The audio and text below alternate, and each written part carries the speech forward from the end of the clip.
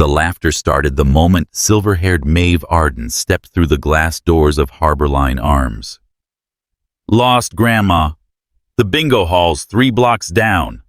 The young clerk sneered, his voice cutting through the Friday evening crowd.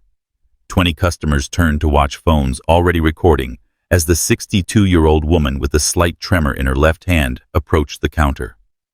What happened next would flip their entire world upside down, because sometimes the most dangerous person in the room is the one nobody sees coming. Stay with me to witness how one impossible shot changed everything, and comment your city below, so I can see how far this story travels. The Pacific Northwest rain had just stopped, leaving the streets of Port Cascade gleaming under the amber streetlights. Maeve Arden pulled her weathered Subaru into the parking lot of Harborline Arms, the city's premier shooting range and high-end firearms retailer. Through the floor-to-ceiling windows, she could see the Friday evening crowd, mostly young professionals and weekend warriors, comparing their latest accessories. She killed the engine and sat for a moment, her reflection caught in the rearview mirror. Silver streaks ran through her dark hair, pulled back in a simple ponytail. The tremor in her left hand was acting up again, a souvenir from a life she rarely discussed. At 62, she'd learned to live with it, learned to compensate in ways most people couldn't understand.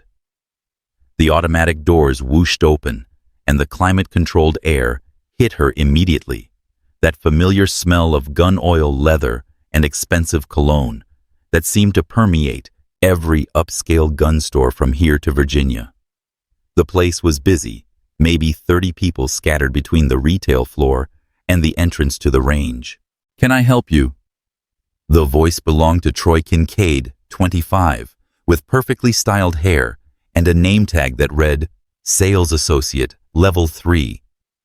His tone suggested he'd already decided she couldn't afford anything in the store. "I'm looking at your precision rifles," Maeve said quietly, her voice steady despite the tremor that ran through her hand. Troy's eyebrows shot up, and a smirk played at the corners of his mouth. He glanced over at his colleague by the ammunition wall, another young guy who was already pulling out his phone. "Precision rifles. Those start at $8,000, ma'am. Perhaps you meant to ask about our—" "I know what I meant." Maeve's stance shifted almost imperceptibly. Feet shoulder-width apart. Weight evenly distributed, her center of gravity dropping just slightly. It was subtle, so subtle that only Jake Ellison, the quiet veteran browsing tactical gear 20 feet away, noticed it. His hand paused on a holster as he watched her settle into what any combat instructor would recognize as a perfect defensive stance. Troy's smirk widened. "Right. Well, our precision rifles are in the back. They require special federal paperwork, extensive background checks, and—" He paused for effect. "Most of our customers who purchase them are, let's say, a bit more experienced." The laughter rippled through the nearby customers. Sloane Grant, a fashion influencer who'd been posing with a gold-plated pistol for her Instagram, lowered her phone to watch. "Oh my God, is she serious?" she whispered to her photographer, loud enough for everyone to hear. Maeve's eyes swept the room in a practiced pattern: exits first, then potential threats, then bystanders. It took her less than 2 seconds to catalog everything: 3 exits, including the range entrance. 4 staff members, approximately 26 customers, 2 security cameras in the corners, 1 panic button under Troy's section of the counter. "I'm looking specifically at the MK-12 SPR variant," Maeve said, naming a rifle that wasn't even in their catalog, a military designation that most civilian stores wouldn't recognize. "Though I'd settle for examining your AI-AXMC if you have one in 338 Lapua." The laughter stopped. Troy's face went blank for a moment. Then the smirk returned, forced now. We don't— Listen, lady, maybe you should— Troy. The voice came from behind the ammunition counter. Ruben Dow, the floor manager, had been watching the exchange. 40-something built like he'd never really left the Marines. He moved with the kind of purposeful stride that made people step aside. What's the problem? This customer is asking about rifles she clearly doesn't understand. Troy said, his confidence returning with backup. I was just explaining that perhaps she'd be more comfortable looking at something with training wheels. Maeve finished for him. No, thank you. Though I am curious about your store's policy on age discrimination. Troy's face flushed red. That's not, I never said anything about your age. No. Then it must have been my fashion sense. She gestured to her simple jeans and rain jacket. Or perhaps the tremor. She held up her left hand. Let them all see it shake. Which one makes me unqualified to look at precision rifles in your store? Look, Grandma. Troy started, and that's when Reuben stepped forward. Troy, enough. But his intervention came too late. The word Grandma had already left Troy's lips, and Liam Ortiz, a 19-year-old kid who'd been streaming his first visit to a gun store, had caught it all on camera. The chat was already blowing up with reactions. No, it's fine, Maeve said, reaching into her jacket pocket. Troy actually stepped back, his hand moving toward the panic button, but she simply pulled out a worn leather wallet. From it, she extracted something that made Reuben's entire body go rigid. A challenge coin, but not just any coin. This one was distinctive matte black, with raised silver edges, a reticle on one side, and a phrase in Latin on the other. Reuben's hand actually trembled as he reached for it. Jesus Christ. Troy, shut your mouth. Now. What? It's a unit instructor coin, Jake Ellison said, having moved closer without anyone noticing. His voice was rough, like he'd swallowed gravel. They gave out exactly 50 of these. Ever. You had to train the trainers who trained Delta and DevGru snipers. He looked at Maeve with something between awe and disbelief. You're one of the lost 50. The term meant nothing to most of the crowd, but the three veterans in the store. Reuben, Jake, and a woman near the hunting rifles all straightened like someone had yanked strings attached to their spines. Troy, oblivious to the shift in energy, doubled down. Oh, come on. She probably bought that on eBay. You really think this old lady? I'll take your challenge. Maeve interrupted, her voice cutting through his words like a blade through silk. Your store offers a standing challenge, doesn't it? Hit 3 shots at 500 meters, win store credit. Troy laughed. Actually laughed. Yeah, for actual shooters, not for... He gestured vaguely at her. For customers, Reuben corrected sharply. Any customer can take the challenge. He was looking at Maeve like someone might look at an unexploded bomb. But ma'am, you don't have to prove anything to... I'd like to take the challenge, Maeve repeated. Unless Mr. Kincaid would prefer to continue discussing why he thinks I'm unqualified. Perhaps we should call your corporate office first. I believe your CEO is Colin Whitaker. We've met. The name drop made Reuben's face go pale. Colin Whitaker was notorious for his zero-tolerance policy on discrimination. He'd fired a store manager in Seattle just last month for a Facebook comment about female shooters. Set it up, Troy said, his voice tight with anger now. Set up the impossible shot. When Grandma here misses by a mile, maybe she'll shuffle back to her retirement home where she belongs. Troy, I'm warning you. Reuben started. No, it's fine. Troy continued, pulling out his phone. I'm calling security. We don't need unstable people making threats in here. He started dialing. Maeve's laugh was soft, almost musical. By all means, ask for Captain Ellison when you call. Tell him Maeve Arden is here. Jake Ellison's sharp intake of breath was audible across the store. Holy shit, you're Ghost 6. The name rippled through the veterans like electricity. Even some of the younger crowd recognized it. Ghost 6 was legend myth, a designation that appeared in classified after-action reports that weren't supposed to exist. Troy, his phone halfway to his ear, hesitated. This is bullshit. You're all falling for some crazy old lady's fantasy. But his voice wavered. That's when Maeve did something unexpected. She walked past Troy, past the counter, straight to the wall, displaying high-end rifles. Without asking permission, she reached up and pulled down an AI XMC, the rifle she'd mentioned earlier. The way she handled it, checking the chamber, examining the bolt, running her fingers along the barrel, was pure muscle memory. 0.3 millimeter tension variance in your bolt assembly, she said conversationally, working the action. Someone over-torqued it during cleaning. It'll throw your groups right about 8 inches at 1,000 meters. Whoa! Reuben grabbed the rifle, pulled out his phone, and opened a precision measurement app they used for gunsmithing. He checked the bolt tension. His face went white. 0.32 millimeters.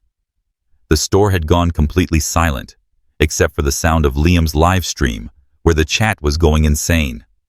Is this real? No way, she called that. Someone Google Ghost 6. This grandma about to destroy this dude. The range, Maeve said simply. Let's go to the range. Troy's face was red now. Fury and embarrassment warring for control. Fine. But when you fail, and you will fail, I want you banned from this store. Permanently. And when I don't, Maeve asked. Then I'll... Troy paused, realizing he'd backed himself into a corner.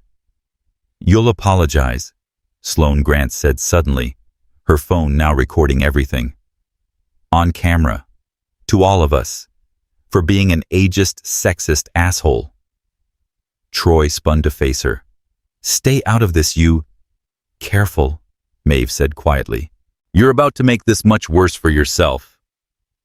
The crowd was moving now, flowing toward the range entrance like water finding a channel. Word was spreading through the store. Something was happening, something unprecedented. The old lady that Troy had mocked was about to shoot, and somehow, inexplicably, the smart money was on her. Reuben was on his radio calling staff to the range. Clear lane 1. Yes, all of it. No, I don't care if someone's using it. Clear it now. As they walked through the reinforced doors into the range proper, the sound dampening made everything feel suddenly intimate, compressed. The range was state-of-the-art 25 lanes, electronic targeting systems ventilation that could clear smoke in seconds. What's the wager? Maeve asked as Reuben began setting up the challenge. Standard is 3 shots, 3 hits on a 6-inch target at 500 meters. Winners get $1,000 in store credit. And if I hit something smaller... Troy laughed from behind them. Like what? You planning to shoot the moon? Maeve reached into her pocket and pulled out a quarter. Like this. The crowd murmured. Even on a bench, rest hitting a quarter at 500 meters was almost impossible. The coin would be less than a minute of angle at that distance, smaller than most scopes could even clearly resolve. That's impossible, someone said. Impossible for her, maybe. Troy corrected, but his voice had lost some of its edge. Something about the way everyone was acting was making him nervous. Reuben looked at Maeve. Ma'am, with all due respect, that's... Set it up. Her voice was calm, steady, but there was steel underneath. 3 shots. 3 hits. On a quarter. Jake Ellison moved closer to Reuben. Do it, he said quietly. Trust me. Do exactly what she asks. As Reuben and his team scrambled to set up the impossible shot, Maeve stood perfectly still, her breathing rhythmic and controlled. The tremor in her left hand continued its random dance, but she seemed unconcerned. If anything, she seemed to be timing it, counting the seconds between tremors. You know, Troy said loudly, playing to the crowd, when she misses, and let's be clear, she will miss, I think we should make her admit what she really is. Some stolen valor wannabe, trying to impress people with fake war stories. That's when Colin Whitaker walked in. The CEO of Harborline Arms wasn't supposed to be in Port Cascade. He was supposed to be at the flagship store in Seattle. But he stood in the doorway of the range, his Armani suit incongruous among the tactical gear and rain jackets, his eyes scanning the crowd until they landed on Maeve. Jesus, he breathed, and then louder. Ma'am, my God, it's really you. Troy's mouth opened and closed like a fish out of water. Mr. Whitaker, what are you? Quiet. Colin's voice could have cut glass. He walked through the crowd, which parted like the Red Sea, until he stood in front of Maeve.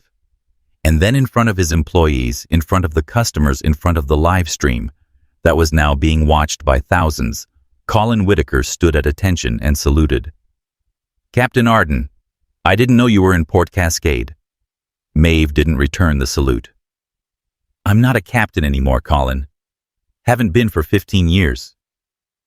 You trained my instructors at Benning, Colin said, his voice carrying through the range. You trained the man who saved my life in Fallujah. As far as I'm concerned, you'll always be captain. The silence that followed was deafening. Troy had actually backed up against the wall, his face cycling through shades of red and white like a broken traffic light. The shot, Maeve said simply. I came here to look at rifles. Your employee decided I wasn't qualified. I'd like to prove otherwise. Colin's eyes found Troy, and the younger man actually flinched. Mr. Kincaid, what exactly did you say to Captain Arden? I didn't know. What did you say? Troy's voice was barely a whisper. I called her Grandma. The temperature in the room seemed to drop 10 degrees. Colin pulled out his phone, typed something quickly. You're suspended. Effective immediately. Clear out your locker and wait in my office. We'll discuss whether you have a future with this company after I watch Captain Arden embarrass you in front of all these witnesses. But Lane 1 is ready, Reuben announced, his voice cutting through the tension. At the far end of the range, barely visible to the naked eye, a quarter had been affixed to the target backing. The electronic monitoring system showed it on the screens, a tiny silver dot that seemed impossibly far away. Maeve walked to the shooting bench with the measured stride of someone who'd done this 10,000 times. She didn't hurry, didn't swagger. She simply moved with purpose. The rifle, a custom AI AXMC that Reuben had pulled from the display, was already waiting. Would you like to check the zero? Reuben asked. No need. Maeve settled behind the rifle, her body flowing into position like water finding its level. Prone supported her breathing, already sinking with some internal rhythm only she could hear. What's the wind? 3 miles per hour, gusting to 5 from the northwest. Someone called out. Maeve made no adjustments to the scope. She simply lay there, breathing the tremor in her left hand, seemingly at odds with the stillness of the rest of her body. The crowd pressed closer, phones out, everyone recording. This is impossible, someone whispered. Nobody can hit a quarter at 500 meters. Not with an unfamiliar rifle. Not without checking zero. But Jake Ellison was smiling now, a sad, knowing smile. You don't know who she is, he said quietly. Ghost 6 holds the confirmed kill record that nobody's supposed to know about. 347 meters, in a sandstorm, with the rifle held together with duct tape after an IED hit her convoy. The first shot shattered the silence like thunder. The quarter didn't just ring, it sang a clear bell-like tone that the range's acoustic design amplified and carried. On the monitors, the slow-motion replay showed the bullet hitting the exact center of Washington's head. The crowd erupted, but Maeve didn't move. She stayed in position, breathing, waiting.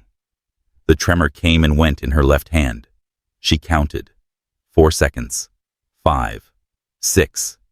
The second shot followed, and again the quarter sang.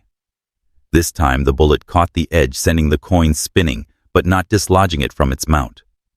Troy, from his position against the wall, tried one last desperate gambit. Lucky shots. Anyone can. Shut your mouth, Colin Whitaker said coldly. One more word, and you're not just suspended, you're gone. The third shot was different. Maeve closed her eyes. The entire range held its breath, shooting blind at 500 meters. It was beyond impossible. It was insane. Her fingers squeezed the trigger with the same gentle pressure one might use to touch a butterfly's wing. The rifle bucked against her shoulder.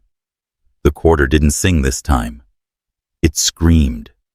The bullet hit so perfectly center that the coin actually deformed, warping into an impossible shape before the mount gave way and it fell.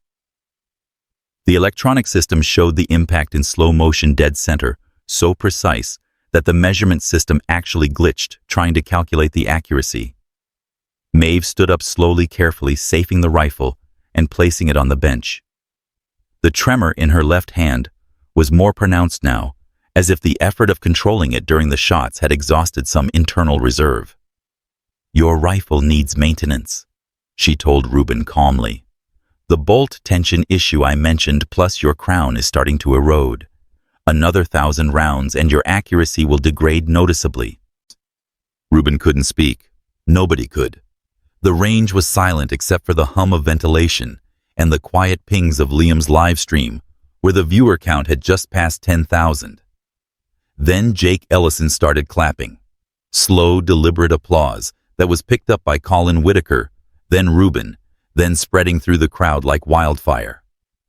But Maeve didn't acknowledge it. She was looking at Troy. "Your turn," she said simply. Troy's face went white. "My turn for what? You wanted me to prove I was qualified to look at rifles in your store. I've done that. Now you prove you're qualified to judge who belongs here and who doesn't. Take the same shots." "That's not, I don't have to." "No," Colin Whitaker said, his voice carrying absolute authority. "You don't have to. You can clean out your locker right now and never come back. Or you can try to match what Captain Arden just did, and maybe keep your job on probationary status." Troy looked around, desperately searching for support, finding none. Even the customers who'd laughed at his jokes earlier were now looking at him with disgust. I can't." "No," Maeve agreed. "You can't. The difference is, I knew I could, and you knew you couldn't.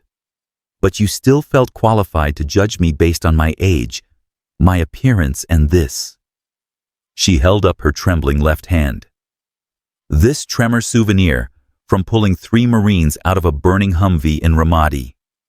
The nerve damage means I'll never have a steady hand again. But I learned to work with it, not against it.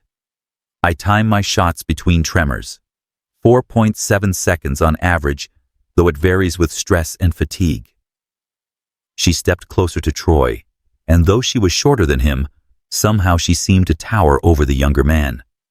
"You assumed weakness where there was adaptation. You saw age where there was experience. You mocked what you didn't understand." Her voice dropped to barely above a whisper, but everyone heard it. "And worse, you did it for laughs, for the approval of strangers. You turned cruelty into entertainment." Troy's phone rang, the security desk finally calling back. He answered with a shaking hand. "Hello. Yes, this is..." His face went even paler. "Captain Ellison wants to..." "Yes, sir. Yes, sir. I understand." He hung up. "Security says Captain Ellison, the police captain, is on his way. He says to tell Go 6 that Prague is active again." Maeve's entire demeanor changed in an instant. The teaching moment, the controlled anger, all of it vanished, replaced by something harder, sharper. "When?" "He said 48 hours ago. Similar pattern. He needs He said he needs your eyes on it. Colin Whitaker stepped forward. Captain, if you need to go. I'm retired, Maeve said, but her voice suggested otherwise. Ma'am, Jake Ellison said quietly, nobody ever really retires from what you did. They just take long breaks between missions. Maeve looked around the range at the faces staring at her with mixtures of awe, respect, and in Troy's case, terror. Then she smiled a real smile, warm and slightly sad. Mr. Whitaker, I'll take that store credit now. Donate it to the Wounded Warrior Project in Troy's name. What? Troy's voice cracked. You're going to volunteer there, Maeve explained. Every weekend for 6 months. You're going to meet veterans who've been through worse than you can imagine and came out stronger. You're going to learn what real strength looks like. And maybe, just maybe, you'll become someone worth the second chance you're getting. That's not your call, Troy started. It is now, Colin Whitaker said firmly. Captain Arden just saved your career, Mr. Kincaid. The only reason you're not being escorted out by security is because she's choosing to turn this into a teaching moment. You'll volunteer, you'll learn, and you'll report to me monthly on your progress. Or you can clean out your locker now. Troy's shoulders sagged in defeat. I'll volunteer. Good. Maeve turned to leave, then paused. Oh, and Mr. Kincaid. That woman you were about to insult earlier. Sloane, was it? She had the courage to speak up when she saw something wrong. That's more valuable than any marksmanship skill. You might want to apologize to her too. As Maeve walked toward the exit, the crowd parted respectfully. But at the door, she turned back one more time. For those of you recording this, let me be clear about something. What happened here tonight wasn't about me proving I could shoot. It was about all of us deciding what kind of community we want to be. Do we judge by appearance, by age, by disability? Or do we judge by character, by capability, by how we treat others when we think nobody important is watching? She looked directly at Liam's phone, knowing thousands were watching the stream. Every one of you has the power to stand up when you see someone being diminished. Use it. That's how we change things. One voice, one action, one moment at a time. Then she was gone, leaving behind a silent range and a truth that would ripple far beyond Port Cascade. The video would go viral within hours, but more importantly, every person in that room would remember the night they learned what quiet power really looked like. Colin Whitaker broke the silence. Reuben, I want that quarter mounted and displayed, and put up a plaque. On this day, Captain Maeve Arden reminded us that respect isn't earned by age or appearance, but by character and action. May we never forget. As the crowd slowly dispersed, Jake Ellison picked up the deformed quarter from where it had fallen. He held it up to the light, studying the impossible precision of the impact. Ghost 6, he murmured to himself, still teaching lessons, even in retirement. Outside, Maeve sat in her Subaru for a moment before starting the engine. Her phone buzzed a text from a number she hadn't seen in 5 years. Just 2 words, Prague confirmed. She looked at her trembling left hand, then at the rain starting to fall again on the windshield. Somewhere out there, something from her past was stirring. But that was tomorrow's problem. Tonight she'd stood her ground, faced down prejudice with precision, and maybe, just maybe, changed a few minds. The engine turned over on the first try, and Maeve Arden drove into the Port Cascade night, leaving behind a story that would be told in gun stores, veterans halls, and online forums for years to come. The night Ghost 6 came in from the cold, if only for a moment, to remind everyone that heroes don't always look like what we expect. And in the Harborline Arms, Troy Kincaid stood in the empty range, staring at the impossible target, 500 meters away, finally understanding just how small he'd made himself by trying to make someone else feel the same way. The first part of Maeve's story was complete, but the message from Prague suggested it was far from over. The parking lot was still wet from the rain puddles reflecting the neon glow of Harborline Arms sign as Maeve sat in her Subaru engine idling. Her phone screen illuminated her face in the darkness, 3 missed calls from a restricted number, 2 texts from contacts she hadn't heard from in years, and that one message that changed everything, Prague confirmed. She was about to shift into reverse when a knock on her window made her hand instinctively move toward her hip, where a sidearm hadn't rested for 15 years. It was Colin Whitaker, rain already soaking through his expensive suit. "Captain Arden," he said when she rolled down the window. "I need 5 more minutes of your time." "Colin, I appreciate what you did in there, but it's not about that. There's something you need to see. Something that came through our security system the moment you took that shot." Maeve killed the engine. The tremor in her left hand had intensified, it always did, after the adrenaline wore off. She followed Colin back into the store, noting how different the atmosphere was now. Employees who hadn't even been in the range were whispering, pointing. Troy Kincaid was nowhere to be seen. Colin led her past the retail floor to a security office she hadn't known existed. Inside, Ruben was standing in front of a bank of monitors, his face grim. Jake Ellison was there too, which surprised her. He wasn't an employee. "Show her," Colin said. Ruben typed something, and the central monitor filled with what looked like a military database interface. "Our high-end security system doesn't just check for criminal records," he explained. "It cross-references with certain other databases. Homeland Security ATF, some others that officially don't exist. It's part of our contract with the federal government for law enforcement sales." And Maeve's voice was steady, but her mind was already racing. "The moment you fired that third shot, the blind one, the system flagged something. Not about you, about someone watching the live stream." Ruben pulled up another window. "This IP address logged into Liam's stream, specifically when you started shooting.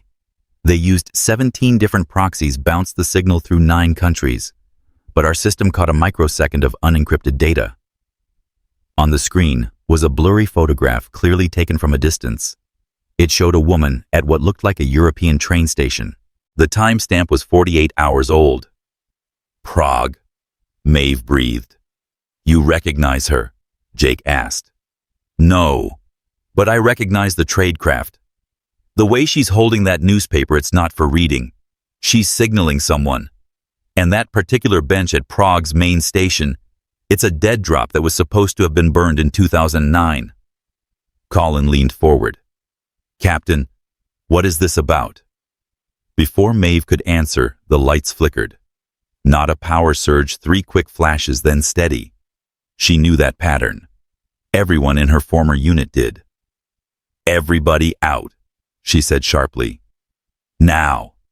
"What?" Ruben looked confused. "Captain, this is..." The window exploded.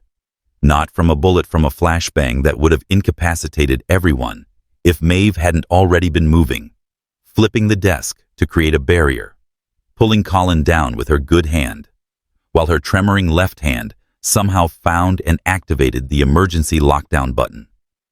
Steel shutters slammed down over the windows. The overhead lights went to emergency red. And through the ringing in her ears, Maeve heard something that made her blood run cold, suppressed weapon fire from the retail floor. "How many employees still in the building?" she asked Colin, who was crouched beside her, eyes wide with shock. "Maybe 12. The closing shift. Armed. 2 security guards, both probably at the front." Probably already down, Maeve thought, but didn't say.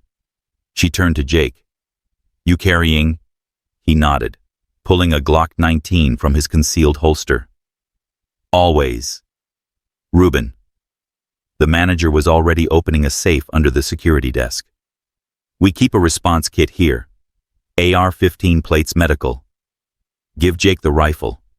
You're going to coordinate evacuation. Maeve was already moving, checking the monitor system. Most of the cameras were dark, professionally disabled, but 2 were still running. They showed 3 figures in tactical gear moving through the store with military precision. Those aren't robbers, Colin whispered. No, Maeve agreed. They're here for me. The lead figure stopped directly in front of the remaining camera and pulled off their balaclava. The face underneath was scarred, weathered, and absolutely impossible. Nicola, Maeve breathed. You're supposed to be dead. The woman on the screen smiled and spoke, her voice carrying through the store's PA system. She'd hacked their comms. Hello, 6. Did you really think Prague would stay buried? Did you think we wouldn't find you when you finally surfaced? Jake looked between the screen and Maeve. You know her. She was my spotter. In Afghanistan, Iraq, 6 other places that don't officially exist. I watched her die in Prague in 2009. Buried her myself. Apparently not deep enough. Nicola's voice crackled through the speakers. You have something that belongs to us, 6. Something you took from Prague. We want it back. Colin started to speak, but Maeve held up her hand. The tremor was gone now. Combat had always steadied it. One of the ironies of her condition. I don't have it anymore, she called out, knowing Nicola would hear. Liar. You were always too sentimental, too attached to evidence. It's why they chose you to hide it, and why we know you still have it. What's she talking about? Reuben whispered. Maeve didn't answer. Her mind was racing, calculating angles, distances, probabilities. 3 operators, maybe more outside. They'd want her alive. If they'd wanted her dead, that wouldn't have been a flashbang. The employees were leverage, nothing more. Let the civilians go, she called out. This is between us. No, you come out, or we start executing staff. You have 60 seconds. Colin grabbed her arm. You can't go out there. I don't have a choice. Captain, Jake said urgently, there's another option. The range has a separate exit, leads to the loading dock. We could. They'll have someone on it. Maeve cut him off. This is a professional team. They won't have left any exits uncovered. She stood, decision made. But they made one mistake. What's that? They let me take those shots. They watched me prove I haven't lost a step. She turned to Reuben. I need something from your precision rifle display. Something very specific. Anything. The Christensen Arms modern precision rifle. The one with the carbon fiber barrel. And a magazine of match-grade .338 Lapua. Reuben's eyes widened. That's a $10,000 rifle. Bill me. 30 seconds, 6. Nicola's voice warned. Maeve looked at Jake. When I go out, you're going to hear shooting. Don't come help. Get everyone out through the range exit. Captain. That's an order, soldier. Jake's training kicked in despite his retirement. Yes, ma'am. Maeve took the rifle from Reuben, checked the action with practiced efficiency. The tremor in her left hand was back, but she noted its rhythm, 5 seconds, maybe 6 between waves. She'd have windows. Time's up, 6. Coming out, or do we start with the young man who called you Grandma? Yes, we were watching the whole time. Poor Troy is hiding in the bathroom, thinking he's safe. Maeve moved before anyone could stop her, flowing from the security office into the retail floor, with the rifle held low, but ready. The emergency lighting cast everything in hellish red shadows, dancing between the displays. Nicola stood in the center of the floor, 2 operators flanking her. They all had M4 carbines, modern tactical gear, and the relaxed alertness of true professionals. But Nicola had changed. The left side of her face was a mass of burn scars, her left eye a milky white. Prague did that, she said, seeing Maeve notice. The explosion you thought killed me. It should have. Would have if the opposition hadn't found me first. They put me back together piece by piece and told me the truth about our unit. About what you took. The unit was betrayed. Maeve said, moving slowly to her right, noting how the operators tracked her movement. Someone sold us out. I took evidence of who. You took more than that. Nicola's scarred face twisted. You took the key to a black site fund. $30 million that was supposed to be our retirement package. All of our retirement packages. Blood money, from selling weapons to insurgents. Pragmatic money, from doing what our government secretly wanted but couldn't officially sanction. Nicola raised her rifle slightly. Where is it, 6? That's when Troy Kincaid made the mistake that saved his life. He burst from the bathroom running for the front door in pure panic. One of the operators spun finger on the trigger and Maeve moved. The rifle came up faster than thought, faster than her tremor should have allowed. The shot took the operator in the shoulder, spinning him down. Before the others could react, she'd rolled behind a display case, second shot already chambered. Hold fire! Nicola screamed, but it was too late.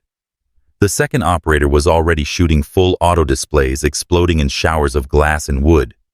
Maeve counted muzzle flashes, calculated angles. The tremor came and went.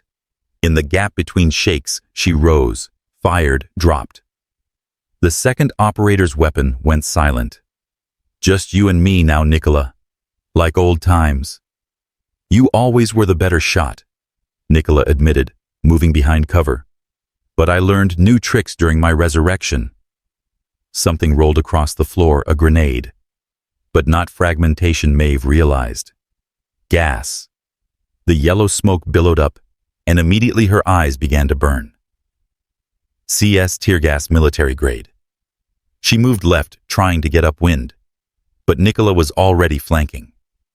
They'd danced this dance before in Baghdad, in Kandahar, in a dozen other places. Spotter and shooter, perfect synchronization. Through the gas, Maeve saw movement, Nicola using the smoke as cover, heading for the security office, where the others were hidden. She couldn't let that happen. The shot was impossible.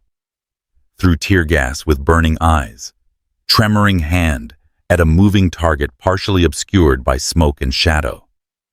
It was the kind of shot that existed only in movies and the classified files of operations that never officially happened. Maeve took it anyway. The bullet caught Nicola in the leg, dropping her 5 feet from the security office door. She screamed rage more than pain, and return fire shattered the display case Maeve was behind. You always did protect civilians, Nicola gasped, dragging herself behind cover.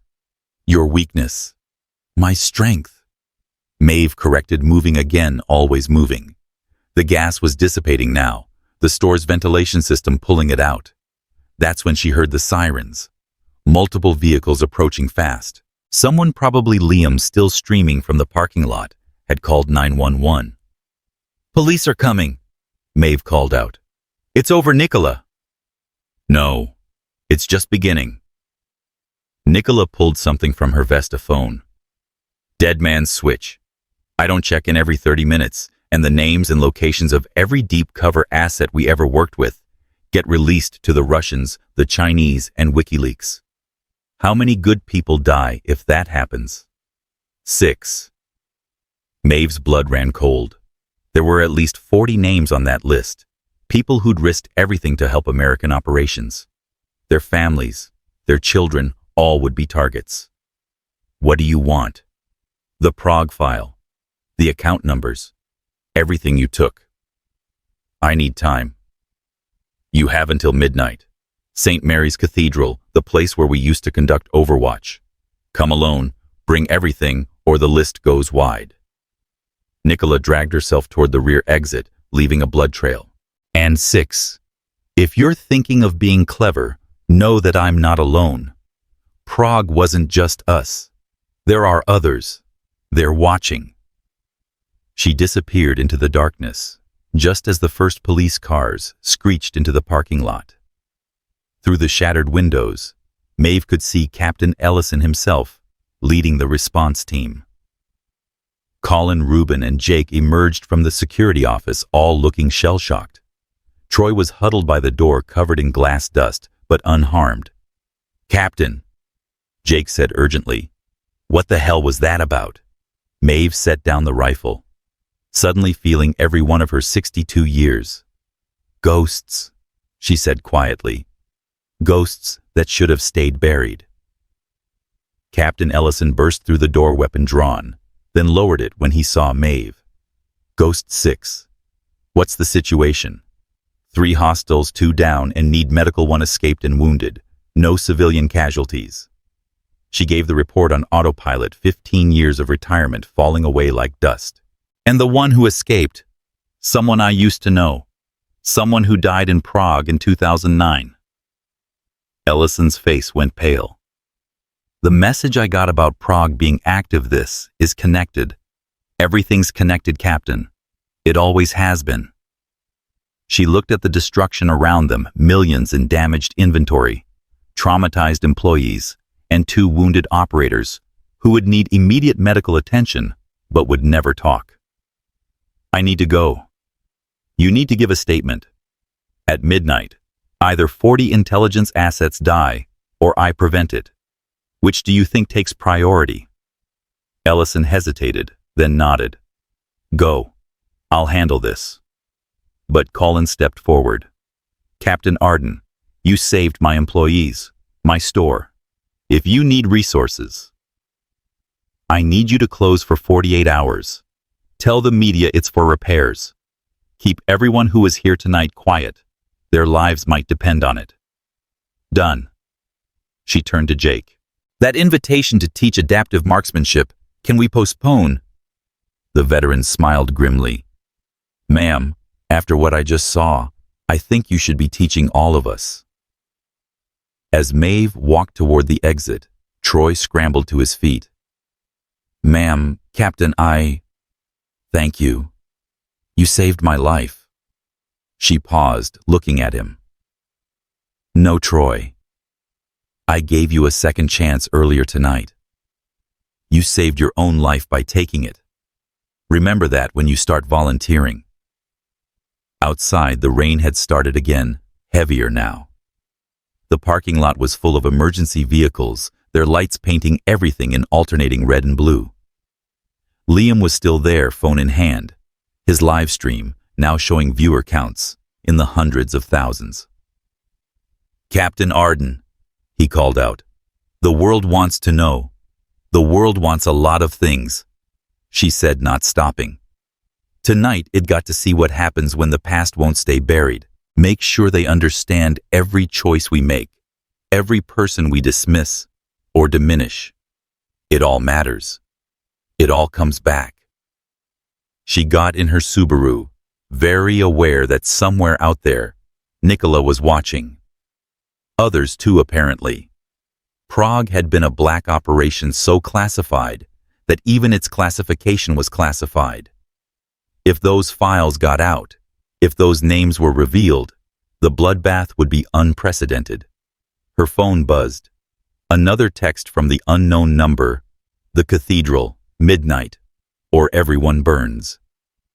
Maeve started the engine, her tremoring hand steady on the wheel. She had 5 hours to retrieve something she'd hidden 15 years ago, something she'd hoped would never surface. The Prague file contained more than just account numbers and evidence of betrayal. It contained the real reason her unit had been disbanded, the real reason she'd been forcibly retired, and the real reason why dead operatives were suddenly very much alive and very angry. As she drove away from Harborline Arms, she caught a glimpse of her reflection in the rearview mirror. For just a moment, she didn't see the 62-year-old woman with silver hair and a tremor. She saw Ghost 6, the operator who'd never missed, never failed, never left anyone behind. Except in Prague. In Prague, she'd left everyone behind. The Subaru disappeared into the Port Cascade night, carrying with it a woman who'd tried to bury her past, only to have it rise from the grave with a vengeance. Behind her, the gun store stood wounded, but not broken. Its employees and customers forever changed by witnessing what real operators looked like when the masks came off. But the night was far from over. Midnight was coming, and with it a reckoning 15 years in the making. St. Mary's Cathedral loomed ahead in the darkness, its Gothic spires piercing the storm clouds like accusing fingers. Maeve parked 3 blocks away in an alley she'd scouted years ago when she first moved to Port Cascade. Always have an exit strategy. Some habits died harder than others. She'd spent 3 of her 5 hours retrieving the Prague file from its hiding place, a safety deposit box in a bank 2 cities over, registered under a name that didn't exist to a person who'd never been born. The documents were in a waterproof case, now tucked inside her jacket. 30 pages that could end dozens of lives or save them. The cathedral was officially closed, had been for 2 years due to structural damage from an earthquake. But Maeve knew the service entrances the hidden ways. She'd mapped them all when she'd first arrived in the city, part of her retirement ritual. Know your ground even when the war is over. The side door was already open, the lock professionally picked. Nicola was here despite the leg wound. Probably others too.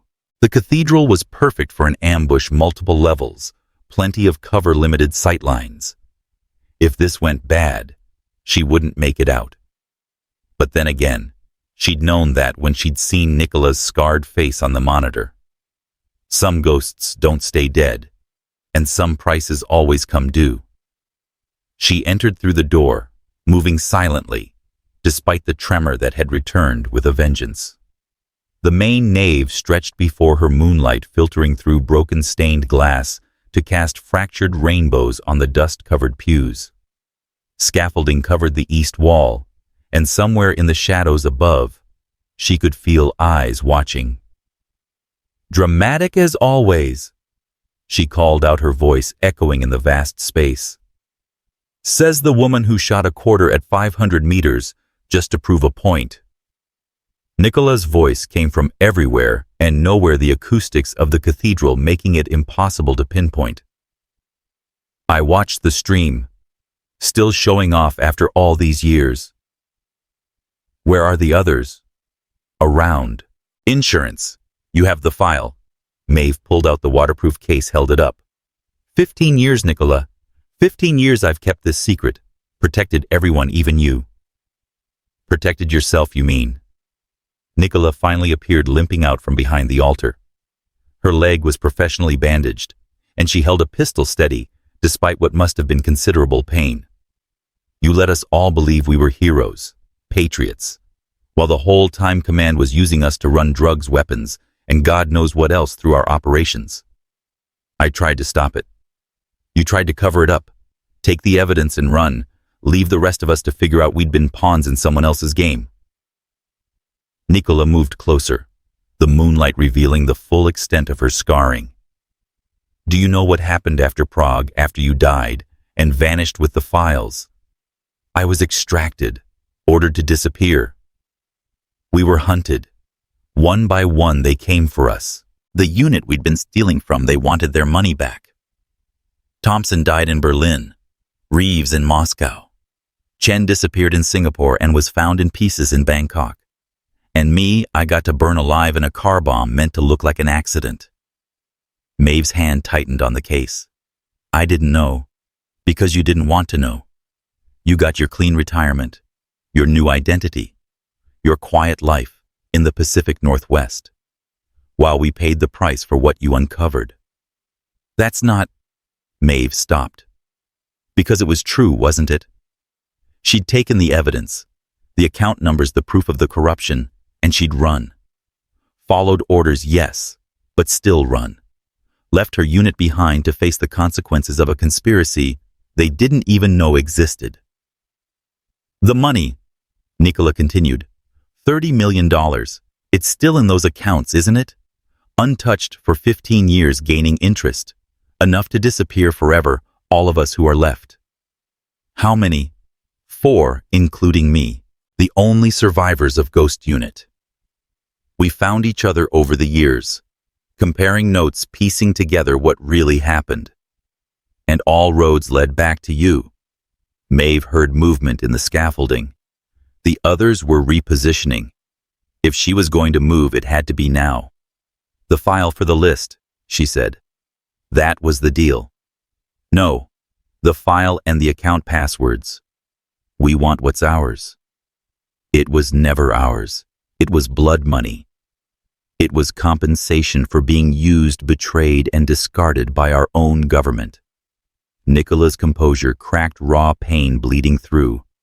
We gave everything to our country, and they sold us to the highest bidder. That money is the least we're owed. A red laser dot appeared on Maeve's chest, then another. The other survivors were in position. 3 snipers, Maeve noted calmly, positioned in the scaffolding, probably northeast and west corners. Professional setup. You taught us well. I did, which means you know I didn't come here without insurance of my own. Nicola's good eye narrowed. You're bluffing. Am I? Maeve pulled out her phone, showed the screen. A single app was open, finger hovering over a send button. Every major news outlet, WikiLeaks, 3 congressional oversight committees. One tap, and everything goes wide. Not just the Prague file, everything. The whole unit's history, every black operation, every sanctioned crime. Your faces, your real names, your everything. You wouldn't. Too many innocents would be hurt. To stop you from killing 40 assets, to keep you from becoming the monsters they tried to make us. Yes, I would. The laser dots wavered. Somewhere in the darkness, the other survivors were reconsidering. There's another way, Maeve continued. The money's still there. 30 million plus 15 years of interest. But it's flagged. The moment anyone touches it, alarms go off in Langley, Fort Meade, and a dozen other alphabet agencies. You'd never make it to an airport. Unless the person accessing it has the proper authorization codes. Codes that expired when I died in Prague, but which could be reactivated by someone with high enough clearance. You're retired. You don't have that kind of pull anymore. No. But Captain Ellison does. His brother isn't just a police captain, he's NSA. Has been for 20 years. The cathedral fell silent, except for the sound of rain pattering through holes in the roof. Nicola's scarred face was unreadable in the moonlight. You're proposing what exactly? A trade. A real one this time. The money for a new mission. One last operation for Ghost Unit. We're not operators anymore. We're broken soldiers held together by spite and scar tissue. You planned and executed a professional extraction tonight. You tracked me down after 15 years of hiding. You're still operators, just ones without a purpose. Maeve lowered the phone slightly, though her finger stayed near the button. There's a trafficking ring operating out of the Port Cascade docks. Children mostly. The FBI knows about it, but can't touch it. Diplomatic immunity. The handlers are using consulate covers. So diplomatic immunity doesn't mean much to ghosts who don't officially exist. We take them down quietly, professionally. In exchange, Ellison's brother makes some calls, gets the flags removed from the accounts. You get your money, 40 kids get their lives back, and everyone walks away. That's insane. That's justice. The kind we used to believe in before Prague showed us the rot underneath. One of the laser dots disappeared. Then another. The other survivors were listening, considering. Nicola lowered her pistol slightly. The others would need to agree. Then ask them. Stand down. Nicola called out to the darkness. But stay ready. 3 figures emerged from the scaffolding, rappelling down with the easy grace of people who'd done it 1,000 times. Maeve recognized them despite the years and damage. Rodriguez missing his left arm now. Petrov, walking with a pronounced limp. And surprisingly, genuinely shocking, Marcus Webb, who was supposed to have died in Fallujah in 2008. Hello, 6. Marcus said, his voice rougher than she remembered. Been a while. You were dead. I saw the report. You saw what they wanted you to see. Just like Prague. Just like everything else. He studied her with eyes that had seen too much. This trafficking ring, it's real. As real as the tremor in my hand. as real as the scars we all carry. And you trust this NSA connection? I trust that Captain Ellison wants those kids saved more than he cares about old operations and buried secrets. Rodriguez spoke for the first time, his voice barely above a whisper, throat damage from the sound of it. If we do this afterward, we disappear. All of us, including you. I can't. Yes, you can, and you will. Because that's the price of our cooperation. You want to save those kids, fine. But afterward, Ghost Unit finally truly dies. No files, no evidence, no trail. We become the myths everyone already thinks we are. Maeve felt the weight of 15 years of hiding, of constantly looking over her shoulder, of jumping at shadows. Maybe disappearing completely wouldn't be the worst thing. If we do this, Petrov said, his Russian accent still thick, despite decades in America. We do it right. Full tactical planning, proper equipment, no half measures. I can get equipment, Nicola said slowly, as if she couldn't believe she was considering this. Still have connections from the old days. I'll handle intelligence, Marcus added. Surveillance patterns, weaknesses. Medical support, Rodriguez noted. We're not young anymore. We'll need contingencies. They were doing it, actually planning an operation. For a moment, Maeve saw them as they'd been the best special operations unit nobody had ever heard of. Ghosts who struck from nowhere and vanished without a trace. 48 hours, she said. We plan prep and execute within 48 hours, before anyone realizes we're active again. Just like Prague was supposed to be, Nicola said bitterly. No, Prague was built on lies. This is built on truth. We're not doing this for country or duty or orders. We're doing it because it's right. And for $30 million, Petrov added dryly. That, too.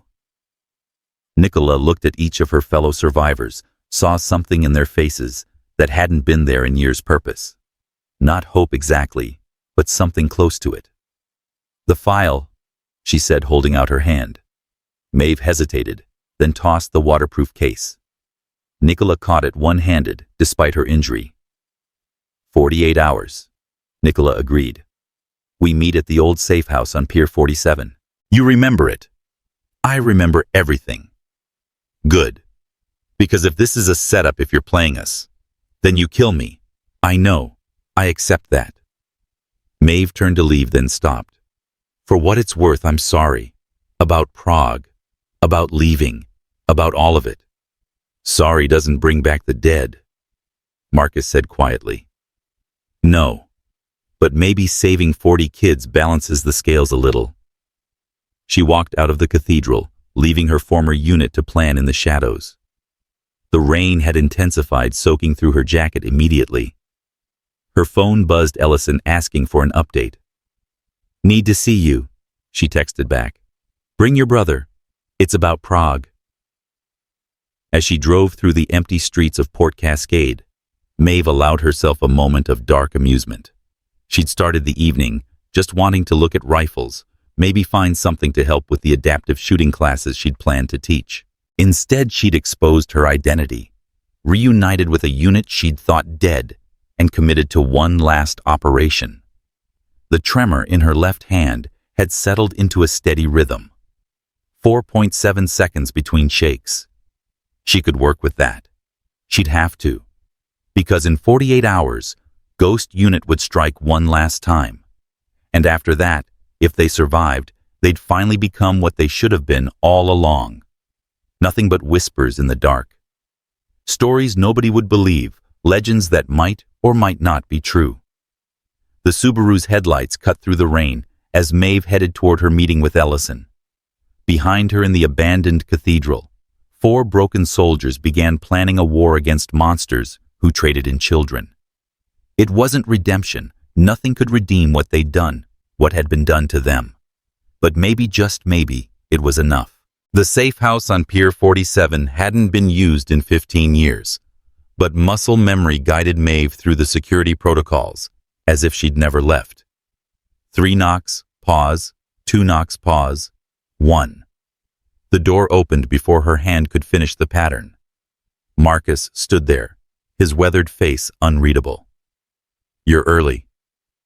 "Old habits." She stepped inside, noting the changes.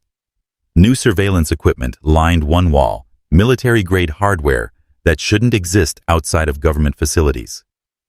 Nicola's connections came through. They always do. Marcus led her deeper into the warehouse. "The others are here. Ellison, coming with his brother in an hour. Wanted us to have time to plan first." The main floor had been transformed into a tactical operations center. Satellite images covered a massive table showing the Port Cascade docks from every angle. Petrov sat at a laptop, his fingers flying across the keys, despite the tremor in his own hands, shrapnel damage from an IED in Mosul. Rodriguez was cleaning weapons, his one remaining hand moving with practiced efficiency, while a prosthetic attachment held each piece steady. Nicola stood at the head of the table, her leg properly braced, now medical gear that looked military issue. "The trafficking ring operates out of Warehouse 12B, she began without preamble. "Diplomatic containers from 3 consulates, Romania, Albania, and surprisingly, North Korea. North Korea's running trafficking through Port Cascade." Maeve moved closer to the images. "Money laundering front. They provide the containers, take a cut, don't ask questions." Nicola pulled up thermal imaging from a drone pass. 43 heat signatures inside. Best guess, 38 are victims ages 8 to 16. 5 handlers rotating shifts. Guards. Private security company Blackwater Derivatives. Professional but not elite. They're used to scared dock workers and local cops who've been paid to look away, not. She gestured to the room. Us. Rodriguez spoke without looking up from the rifle he was assembling. "Problem is, the diplomatic seal. Moment we breach those containers, we're committing an act of war. Only if we get caught," Petrov added, pulling up building schematics. "Container ships leave at high tide, 3:47 a.m. tomorrow. If we hit them at 3 hours in the dead zone between shift changes, we have a window." Maeve studied the layout, her mind already running scenarios. "Extraction plan for the victims. That's where your FBI contact comes in," Marcus said. "They can't breach diplomatic immunity, but once the kids are out on U.S. soil, they can protect them. Unless the handlers claim them as diplomatic property," Maeve pointed out. "Hard to claim anything when you're unconscious. Or worse." Nicola's scarred face was stone. "These aren't soldiers, Six. They're slavers. Rules of engagement are different. We're not executioners. Aren't we?" Rodriguez finally looked up, his eyes hard. "How many sanctioned kills do you have? 600 more. At least those were enemy combatants. These things selling children." The room fell silent. The moral flexibility that had once made them perfect operators now felt like a curse. Where was the line? When did justice become vengeance? A knock interrupted the tension, the correct pattern. Marcus checked the monitors, then opened the door. Captain Ellison entered, followed by a man who could only be his brother. Same jawline, same alert eyes. But where the police captain carried himself like a soldier, this one moved like a predator. "Agent Ellison, NSA," the brother said, not offering his hand. "You're all supposed to be dead." Disappointed. Nicola's voice carried an edge. Relieved. "Dead operators can't help me save those kids." He set a briefcase on the table. Satellite access, communication encryption, and most importantly, diplomatic documentation showing those containers were reported stolen from the consulates 3 days ago. Maeve leaned forward. "They reported them stolen. As soon as my brother told me about your situation, I made some calls. The consulates were very cooperative once they understood the alternatives. Officially, they know nothing about trafficking. Their containers were stolen, and if a group of good Samaritans happens to recover them, and find victims inside, well, they're shocked and appalled. Plausible deniability for everyone, Marcus murmured. Just like the old days. The account flags, Nicola asked. Agent Ellison smiled thinly. Removed as of 6 hours ago. The Prague accounts are accessible, though I'd wait until after the operation to make any withdrawals. You trust us not to run. I trust that Captain Arden knows what I'll do if you burn us. His eyes were cold. Ghost Unit might be legends, but the NSA has resources you can't imagine. Run and we'll find you. Betray us, and what happened in Prague will look like mercy. Petrov laughed a harsh sound. Threats really. We're helping you out of the goodness of our hearts, and you threaten us. I'm clarifying the terms. You do this job, you get your money, you disappear forever. Everyone wins. You fail or betray us, everyone loses. Enough, Maeve said. We have less than 12 hours. Focus on the mission. The next 3 hours were like stepping back in time. The 5 members of Ghost Unit fell into their old rhythm. Nicola handling logistics, Marcus on intelligence, Petrov managing technical requirements, Rodriguez prepping weapons, and Maeve coordinating the overall strategy. Captain Ellison watched with something like awe. This is how you operated, no command structure, just flow. We knew each other's thoughts. Maeve explained, marking entry points on the dock schematic. 15 years apart, and we still do. At midnight, Liam Ortiz appeared on one of the monitors. Marcus had hacked the kid's live stream. He was outside Harborline Arms, talking to his audience about what had happened. The view count was over 2 million.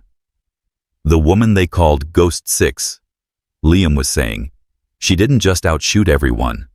She stood up for what was right, made the CEO himself admit his employee was wrong. But then those attackers came, and she protected everyone, even the guy who'd insulted her. That's real strength. Kids making you famous, Rodriguez noted. Fame is the last thing we need, Maeve replied, but something in Liam's words stuck with her. Real strength wasn't about the shooting or the tactical skills, it was about what you chose to do with them. At 1 a.m., they moved to the staging point, a warehouse 2 blocks from the target.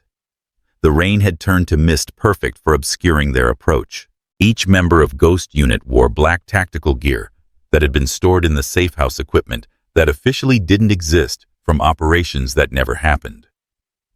Comms check. Nicola's voice came through the earpiece. Ghost 2 ready. Marcus. Ghost 3 operational. Petrov.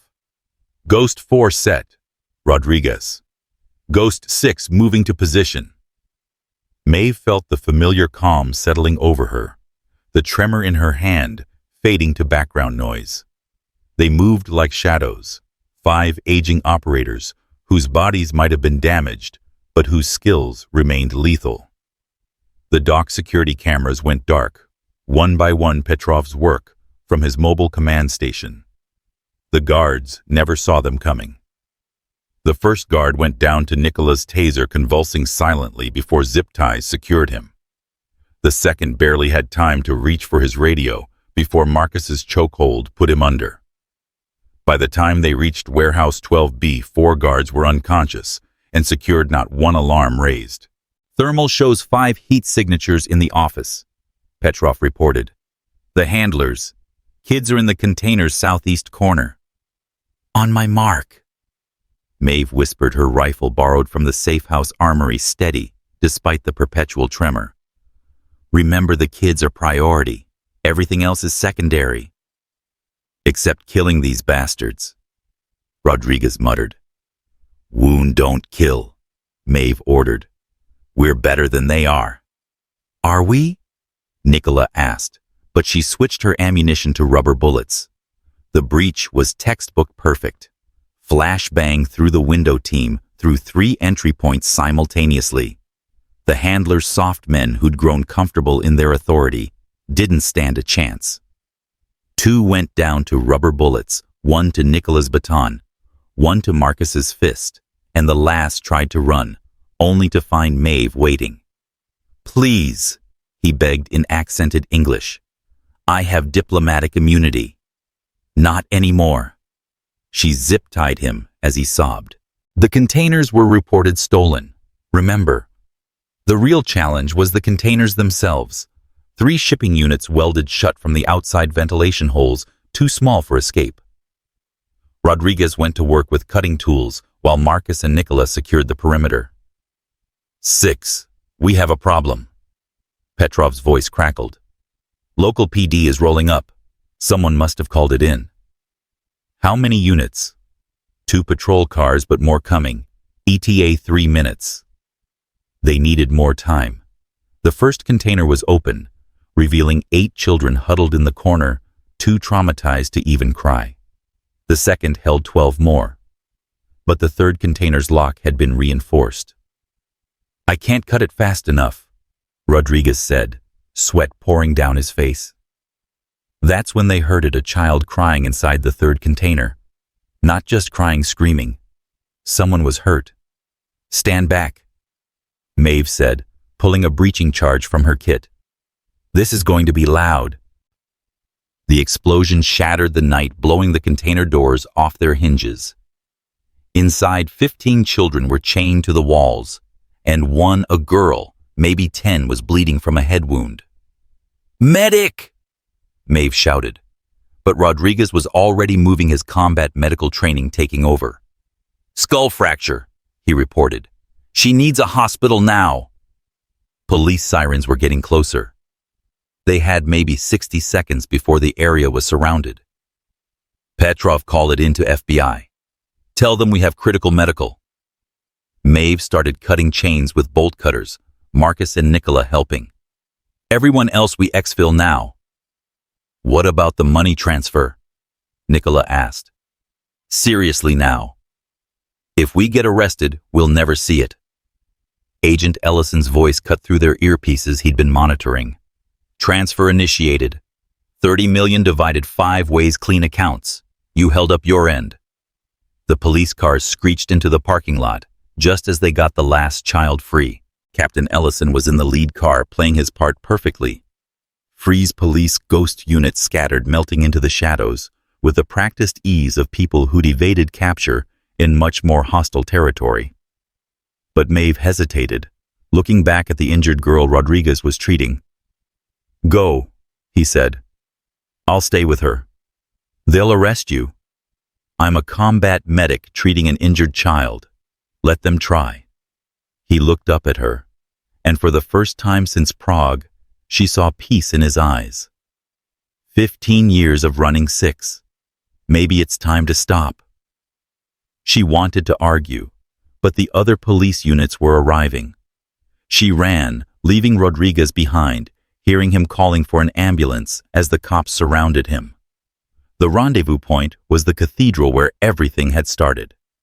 Nicola, Marcus, and Petrov were already there, gear stashed, looking like random homeless veterans in cast-off clothing. Rodriguez, Marcus asked. Stayed with the injured girl. Fool, Nicola said, but there was approval in her voice. Hero, Maeve corrected. He chose saving a life over freedom. The money transferred, Petrov confirmed, checking his phone. 6 million each, enough to disappear forever. So we scatter, Marcus asked. Become ghosts for real this time. Unless... Nicola looked at Maeve. How many more operations like this need doing? How many more kids need saving? You're suggesting we keep working together. I'm suggesting that maybe Prague broke us for a reason. Maybe we needed to be broken to become what the world really needs. Not soldiers, not operators, but something else. Protectors of those who can't protect themselves. Vigilantes, Petrov said flatly. Heroes, Marcus countered. The kind that don't wear capes or get parades but do the work anyway. Maeve thought about Troy at the gun store, about how easy it had been to dismiss her, to mock what he didn't understand. Then she thought about the 43 children who were now safe, about Rodriguez choosing to stay, and help, about the tremor in her hand, that she'd learned to work with rather than against. Agent Ellison will have more jobs, she said slowly. Operations the government can't officially sanction. Children who need saving. Monsters who need stopping. Ghost Unit version 2.0. Nicola laughed a sound Maeve hadn't heard in 15 years. The broken soldiers who refused to stay down. We'd need a new base, new identities, new everything. We have 6 million each. We can afford it. They stood in the abandoned cathedral, 4 damaged operators who'd found each other again in the worst possible way, only to discover that maybe it had been the only way. Maeve's phone buzzed. Captain Ellison. Rodriguez is at the hospital with the girl. She'll make it. He's refusing to leave her side. FBI has the other kids all safe. The handlers are in custody singing about everyone up the chain. You did it. She showed the message to the others. Marcus actually smiled, the expression foreign on his scarred face. So, Nicola said, favoring her wounded leg as she stood. Do we disappear separately or together? Together, Maeve said without hesitation. We're stronger together. Always have been. Even with your tremor.